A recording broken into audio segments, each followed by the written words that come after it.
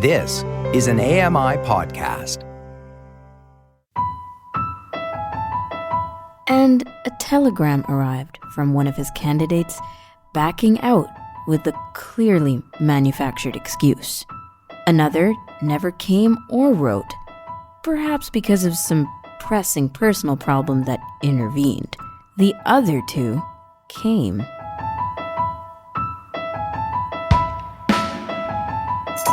This is AMI Audiobook Review on AMI Audio. Thanks for joining us on Saturday, October 30th. We're on episode 9, which means that we're almost on episode 10. Woohoo! And then we'll be 10 episodes into this podcast series.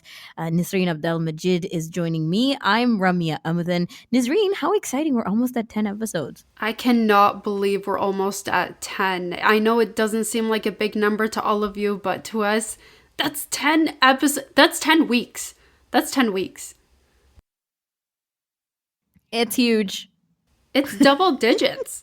It's double digits. Exactly. And we keep Nisreen busy, like really, really busy around here on AMI Audio. So she knows. Yeah, time flies. I like it. I like it. So the quote that we just heard is from a book called The Haunting of Hill House by Shirley Jackson. And I picked this because I was scrolling through Audible. I'm like, what do they have for horror? And I found this, and I watched the TV series on Netflix of The Haunting of Hill House, and it terrified me. I mean, now they're on what do they call it? Chapter 2 or Chapter 3. It's basically the follow-up seasons, Haunting of Bly Manor and something else now, I think. But Haunting of Hill House was the original one and the first one that I had watched. And it was 10 episodes of incredible writing and absolute fear. I had to watch it during the day and in public because I was terrified to even live in my own house and use my own stairwell after watching that. So no shame. Yeah, no, exactly. That's how I share with you shamelessly. That it was really, really good. So I'm curious actually about the book. I'm not sure if it'll have the same vibe because there were lots of jump scares, but the writing was incredible. And that's why I picked this. So it's out there if you want to check it out. The Haunting of Hill House by Shirley Jackson. Now, as we do always, we like to give you a heads up on what's found on the CELA homepage at celalibrary.ca. That's CELA library.ca. So we're going to talk about the 3 feature titles on the homepage. That's the second heading for anybody who's navigating using screen reader. The 3 titles are Red X, a novel by David Demchuk, Ghost and Horror Stories. That's what this is under. Very spooky vibe today. Ooh. The Audacity is the second book there by Catherine Ryan, and this is a humor novel. The Dark Remains by Ian Rankin and William McGill Vanny, and this is under Mysteries and Crime Stories. So those are the 3 titles. We're going to highlight one of those 3 a little later on in the show. But let's go to some CELA announcements. And this is from the blog posted on October 25th by Karen McKay, our friend over there. Don't be shy, apply. That's the title of the post. So a bit of a summary. In 2017, CELA established the annual TD Summer Reading Club Accessibility Award. And this is to recognize the outstanding efforts of 1 English and 1 French CELA member library who have participated in the Summer Reading Club. This year's award and cash prize will honor the creative efforts by library staff to engage and welcome families of children who have print disabilities. And the prize money will help support the winning library in providing even more innovative and creative accessible programming. Applications are open for 2021, and the deadline is November 15th. So about 2 weeks here, and any CELA member library that participated in the TD Summer Reading Club can apply for the award for a chance to win this $500 cash prize, and this is donated by Zinio and Overdrive. So here are some helpful tips to create a winning application, a potential winning application. Describe how your library used and promoted the accessible TD Reading Club notebooks and poster. So that this might be you displaying the accessible notebooks and poster in a library window, or because of the times we live in the background of virtual calls. Fun, accessible programs. They want to hear about these, how you adapted a craft program or an experience where you described programs in a virtual setting. Also, talking about fun and innovative ways that your library engaged with the accessible TD summer books. Staff or volunteers that you trained at your library to inform them of the adaptive materials, outreach efforts that your library has to include people with print disabilities, and how your library partnered with any local print disability groups. Also, talk about any social media strategies that you use to boost your library engagement regarding accessibility. I think this is the last tip they had on the site. Improvements regarding the engagement of children with print disabilities as a response to providing an accessible summer reading club event. And that's the announcement. So go apply. November 15th is the deadline. If you're a library that's participating, this is an incredible opportunity. And of course, money to help improve the access of books to people with print disabilities. Nazreen, we want to know what's trending, and you got that for us. So go ahead. Yeah, so I'm sure all of you are in need of a scary series to binge this year, and I got some options for you. Instead of chatting about this week's hottest books, Audible tweeted out the best horror books of all time. From ghosts and witches to demons and spirits, these listens cover every spooky trope and much more. We start with The Shining by Stephen King, Say Cheese and Die Goosebumps by R.L. Stine, Patient Zero by Jonathan Mayberry. Oh Dread my Nation. gosh. Throwback. Yeah. Dread Nation by Justina Ireland. The Three by Sarah Lotz. Miss Peregrine's Home for Peculiar Children by Ransom Riggs. The Taker trilogy by Alma Katsu. Don't Stay Up Late, Fear Street by R.L. Stine. R.L. Stine is best known for his Goosebumps series. But yeah, I'm just not. If this is your cup of tea, you go for it. There's so many more options on audible.com, but this is not my cup of tea because I get scared easily. I can't even watch a movie or a show without, putting it one level up in the daylight, and somebody has to be next to me while watching. So I imagine a book where it's describing this to you. There's so much suspense. Yep. I cannot handle it, but if it's your cup of tea, I say go for it. Mm-hmm. I can't handle it. I feel you. Seriously. But yeah, my point is these are fun books. They sound like fun books to you, not to me. But these sound like scary books in general. So I wouldn't go for it personally, but I'm sure all of you are wanting scary series to binge. So go for it. They'll scare your pants off. I'm just saying that some of the narrators, like It by Stephen King, the version on Audible, I'm so sorry I don't have the narrator top of mind right now, but the person who narrated that book just, did such a good job. I will never look at Pennywise the same way again. It was so good.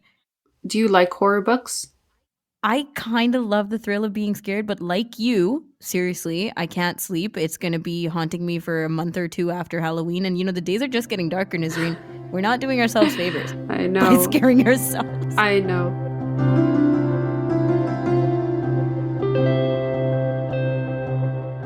You're listening to AMI Audiobook Review on AMI Audio. I'm Ramia Amuddin, host of the show, here with Nisreen Abdelmajid, and it's time to press pause or play. So we glanced over a few books from the Sela homepage at the start of the show under the featured books heading, and now we're going to press pause or play on one of those listens. The one that I've chosen is Red X, and this is a novel by David Demchuk, and it falls under the tags of ghost and horror stories, LGBTQ plus fiction, and general fiction. Let's hear a little bit of the synopsis. Men are disappearing from Toronto's gay village. They're the marginalized, the vulnerable. One by one, stalked and vanished, they leave behind small circles of baffled, frightened friends. Against the shifting backdrop of homophobia throughout the decades, from the HIV/AIDS crisis and riots against raids to gentrification and police brutality, the survivors face inaction from the law and disinterest from society at large. But as the missing grow in numbers, those left behind start to realize that whoever or whatever are taking these men has been doing so for longer than is humanly possible. Woven into their stories is David Demchuk's own personal history, a life lived in fear and enthralled to horror, a passion that boils over into obsession. And as he tries to make sense of the relationship between queerness and horror, what it means for gay men to disappear, and how the isolation of the LGBTQ plus community has left them profoundly exposed to monsters that easily move amongst them, fact and fiction collide, and reality begins to unravel.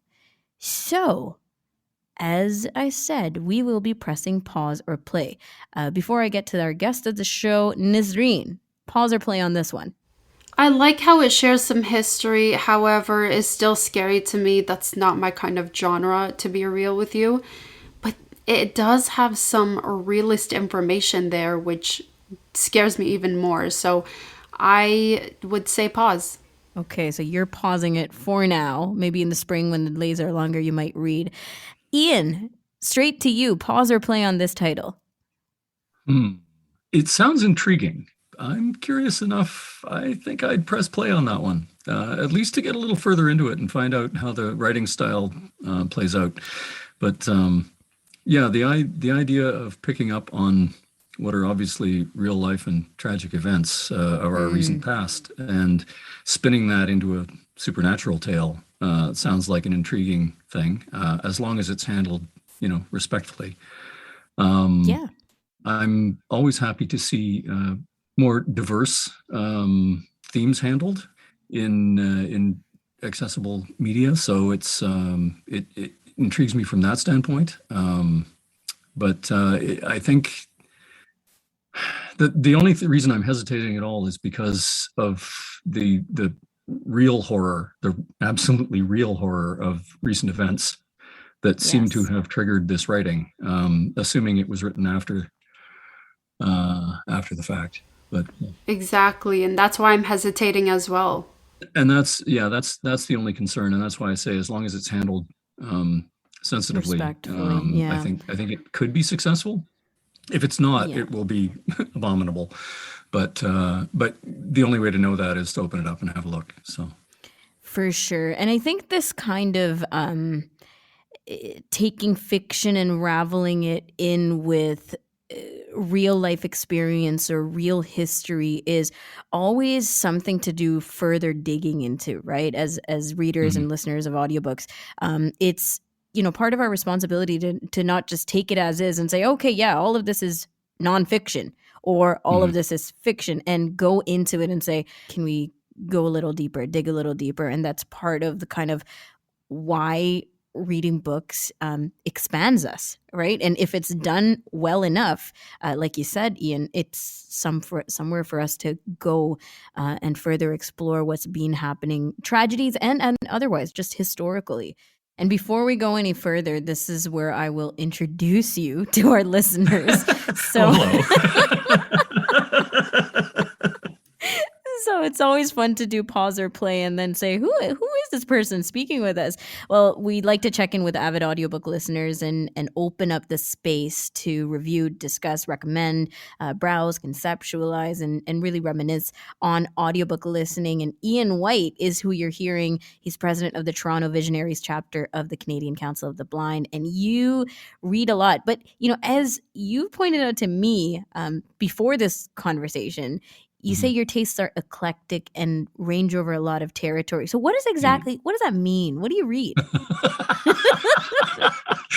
What on earth do you mean?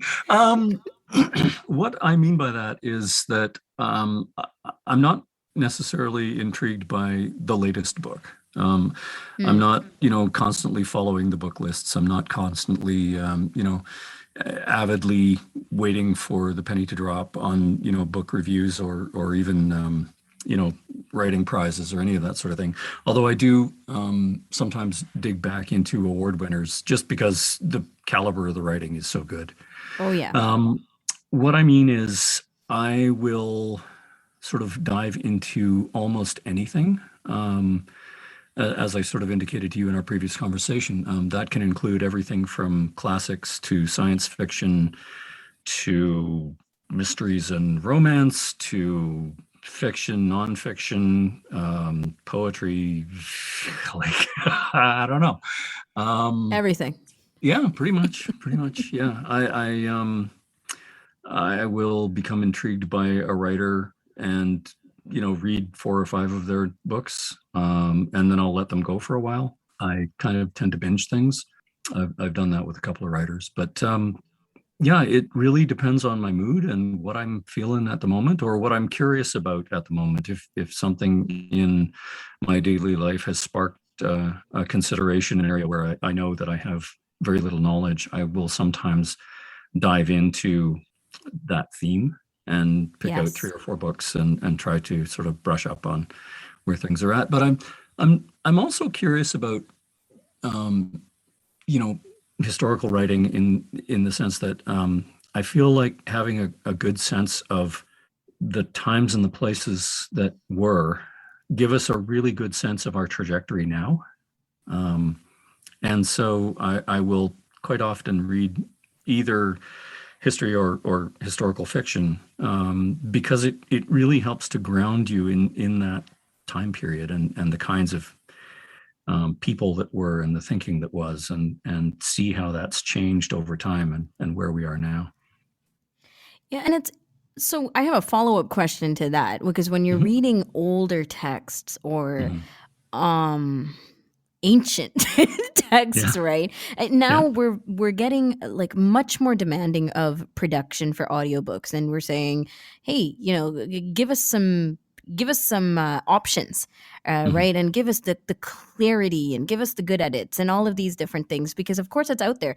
But you're a believer that an engaging narrator can make a very difficult text accessible. And when I think difficult, I think like, much older writing or, graphics involved and things like that. But can you expand on that thought? Yeah, I mean, in general, I think anybody who's a fan of audiobooks recognizes that there are really great narrators and some less so. And the difference can make a difference. I think that taking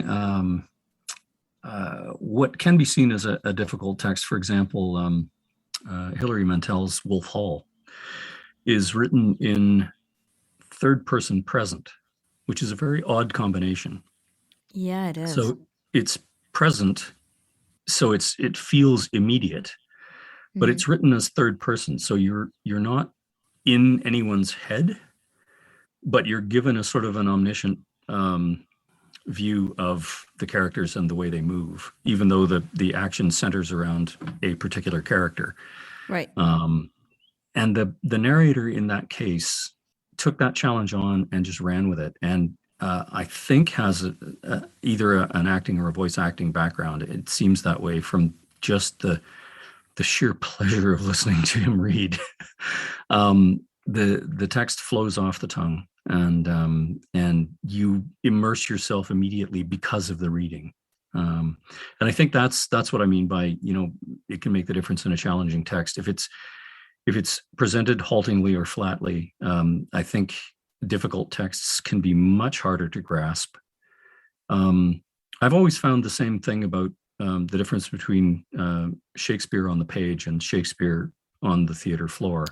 Correct. Yes. Totally. Actors can deliver those lines with all of the emphasis and flair that Shakespeare intended. And when I read that English off the page, You have to work a little harder. I don't know what they're talking about at all. So, and it's like, really dragging a heavy sled behind you to get through a play. But it's a joy to listen to good actors deliver that material, right? Yes. And I think that's the difference that I'm talking about. Yeah, absolutely. And I can totally, attest to this because even with narrators, there are books where I've picked up from one platform and just really couldn't get into it. But, it's the book of the month for our Kelly and Company book club or something along those lines. And I really want to get through it. So then I would And you go to want to love it, right? I know, I do. And, I think I could love it. I really could. But I just need someone to help me work that through.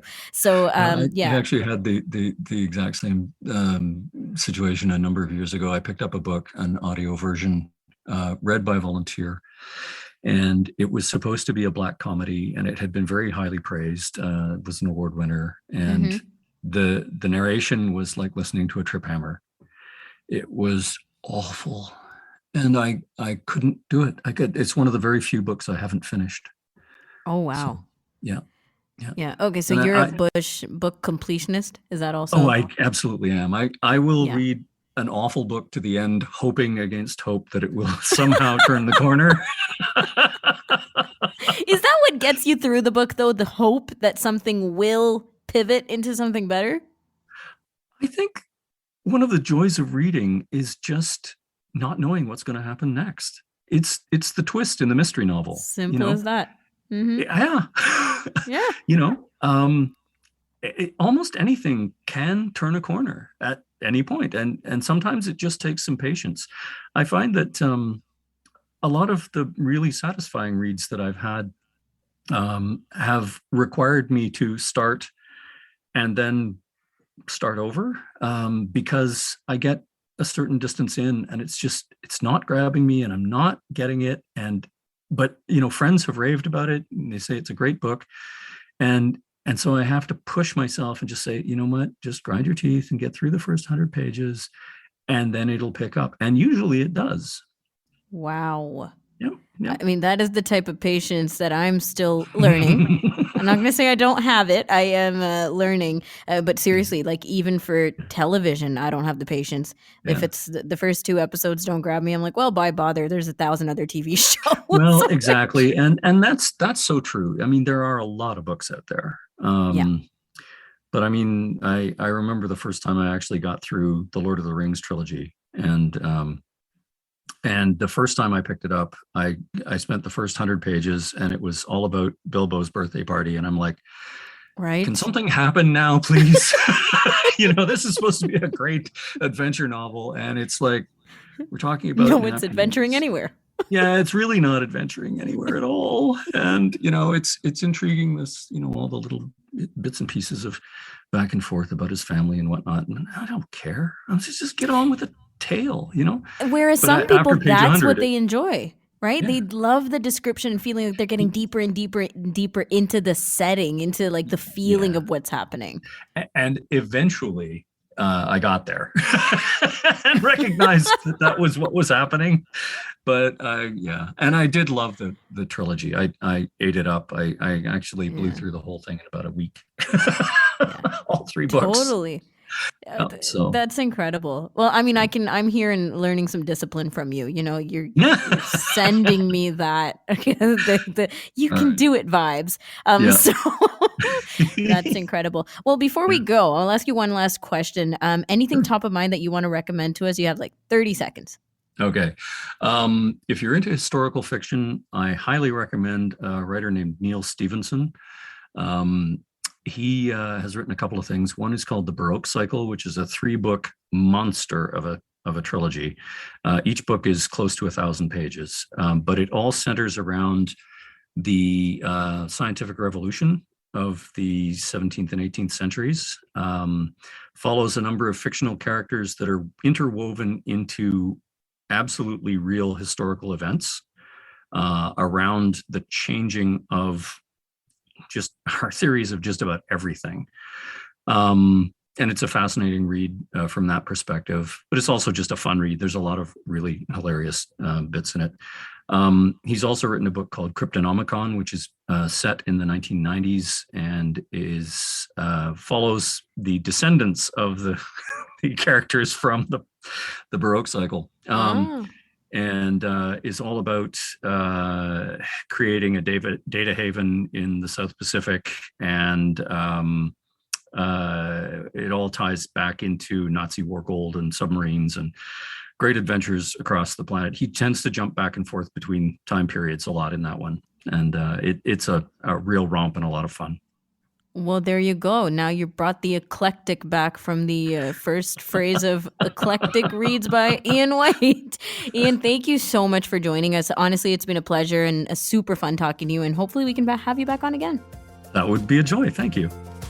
Ian White, he's the president of the Toronto Visionaries chapter of the Canadian Council of the Blind and an avid audiobook listener. That's a wrap for AMI Audiobook Review for this week.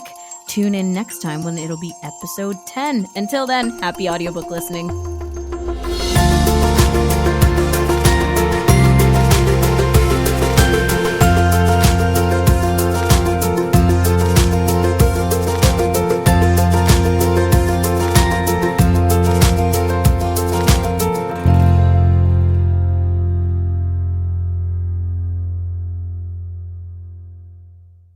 This was an AMI podcast. For more accessible media, visit ami.ca.